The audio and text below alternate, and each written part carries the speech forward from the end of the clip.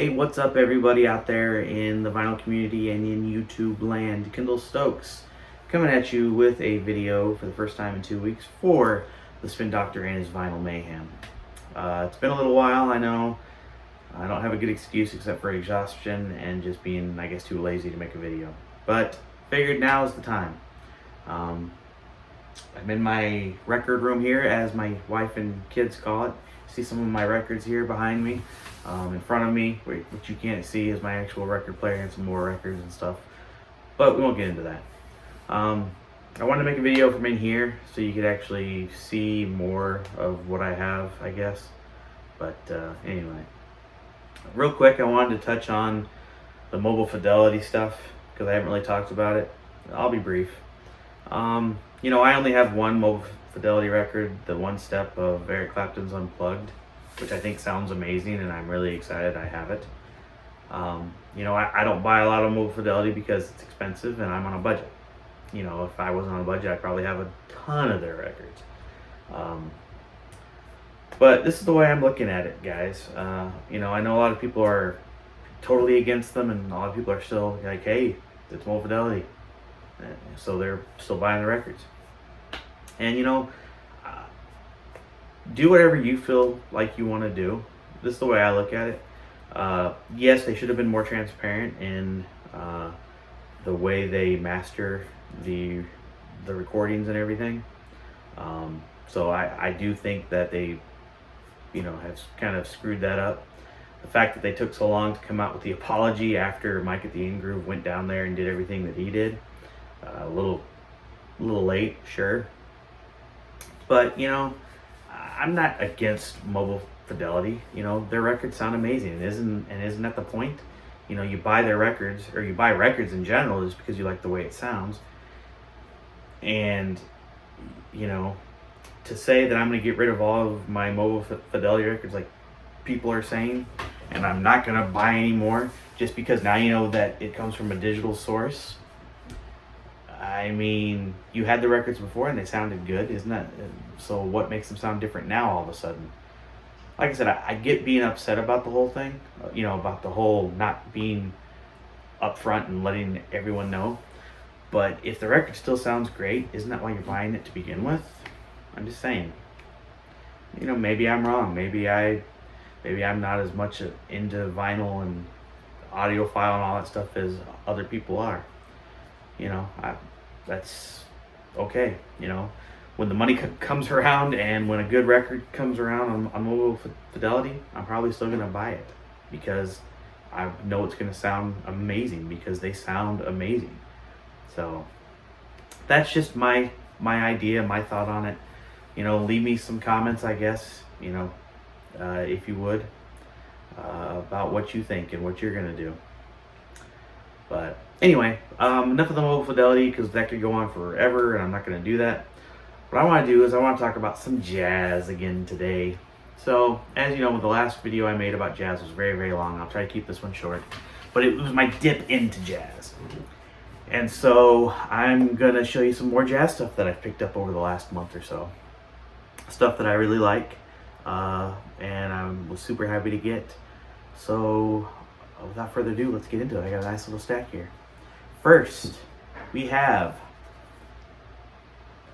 Kenny Burrell, Both Feet on the Ground. Picked this up at Noble Records for $7, I believe it was. Still in the shrink. It's on the Fantasy label because it is. And this is a promo copy, which I thought was really cool.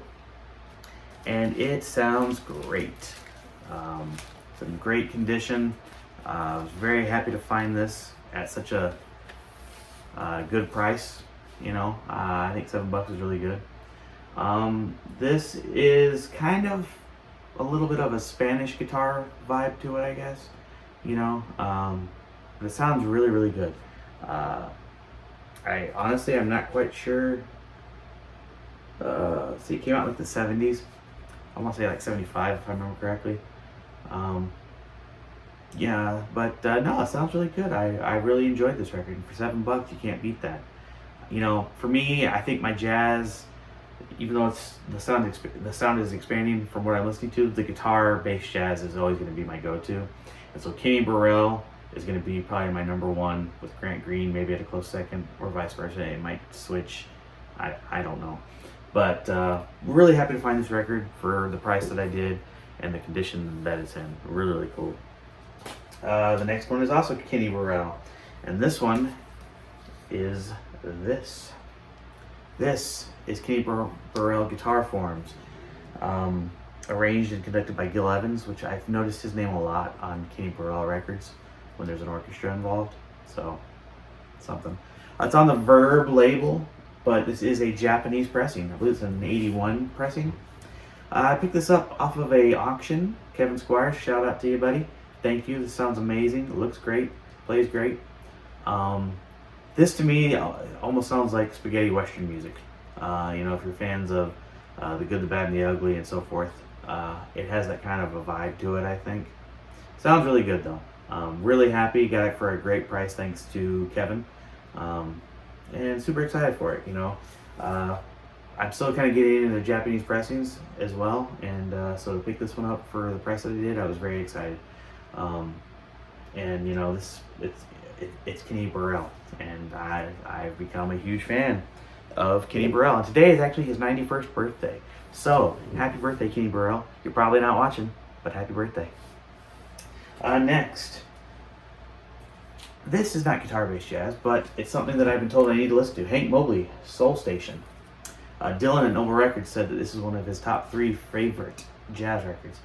And I was at Premium Sound before they closed, which was last week. I think was the last time was when they actually closed here in Charlotte. But they had, all their stuff on discount because they're closing.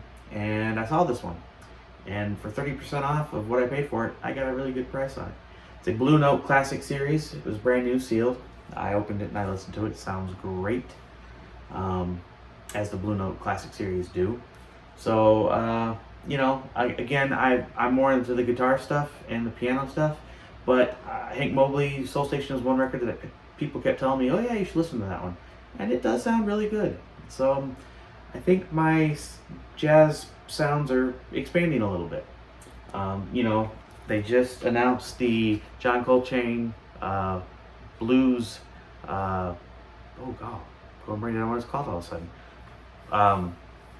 His only Blue Note record, actually. That's coming out in September, and I've actually heard that album. I streamed it before, and I thought it sounded amazing. So to get it on Tone Poet Blue Note, I'm excited about it. I'm definitely going to get that one when it comes out. Again, my jazz stuff is starting to expand, I should say. So, but also at Premium Sound, when I was there, I picked up this Grant Green, the Latin Bit. This one is another Tone Poet, actually. It was sealed, brand new. It was 30% off. And like I said, Grant Green is an amazing guitar player. When I found that Grant Green Alive album and played that, and was just blown away, because I was, it wasn't the typical jazz. It was like funk soul jazz. And I was like, ooh, that's awesome. This is not that. This is more Spanish, Latin, obviously. It still sounds amazing. I think it's a great record. That's why I picked it up. But I'm super happy to have this one. Like I said, right now, Kenny Burrell and Grant Green are probably my 2 top favorite jazz musicians. Them and Bill Evans, which I'll get into in a minute. But when it comes to the guitar, Kenny Burrell and Grant Green, they're interchangeable. Because I keep finding new albums, and they're making me love them even more. Speaking of Grant Green, though, also from Kevin Squires and his auction, is this one. This was an RSD 2018 live in Paris, and it's funk soul again. I haven't listened to it yet, but I'm super excited to. I got this for an amazing deal thanks to Kevin. Thank you, Kevin. I can't wait to actually listen to it, which I'm probably going to do today. But again, you can't go wrong, and I'm super excited about it. And the last couple records are still jazz records, but we're going into the piano. And when I first said I wanted to get into jazz, people kept telling me about Bill Evans, of course. and they said this is their favorite. Normally, this is their favorite Bill Evans record, Portrait in Jazz. And this is a reissue, of course. It's on the Jazz Classics, I believe. Yeah. People told me that if you're gonna do reissues of Riverside records, especially the Jazz Classics, are the way to go. So I picked this up offline a while back. Got it for a really good price. It was brand new. Yeah, this is a great record. It's a great album. I had streamed it before. I had listened to it. As a matter of fact, I had a copy of this. Had that Japanese pressing that I got for Doug about a month back now, which I showed on my first jazz video. But I wanted my own copy of it, and so I got this one. Sounds amazing. The Jazz Classics albums really do sound good. They're all analog. If that means anything to you, just so you know, back to that whole mobile fidelity thing, but they're all analog. And yeah, this sounds great. Really excited that I was able to pick it up for a good price. So put that in my Bill Evans collection. And the last one I'm going to talk about is also a Bill Evans record. And this one comes courtesy of my buddy Doug Osbury.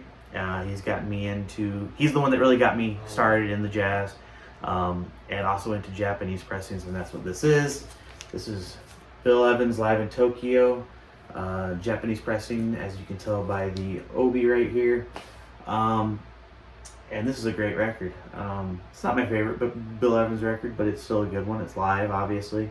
It's on the Columbia label, but super heavy vinyl. It sounds great, plays great. Thank you, Doug, for getting those great deals on Japanese records for me. I do appreciate it, my friend. This was no exception. Bill Evans live. I actually think Bill Evans live is better than his studio albums, to be honest with you. At least of what I've heard. But really, really enjoyed this one. So super happy to have it. But my jazz saga continues. I'm getting into a little bit more variety now, with the Hank Mobley, and I'm going to get that John Coltrane that's coming out. Really excited about that one, actually. I watched Michael 45's video with his interview with Joe Hardley and Kevin Gray. Great video. Really learning a lot there. Yeah, I think it's going to sound amazing, I'm sure. It's Kevin Gray, so it's cut all from the analog tapes. I'm probably going to go with the mono version because it's cheaper.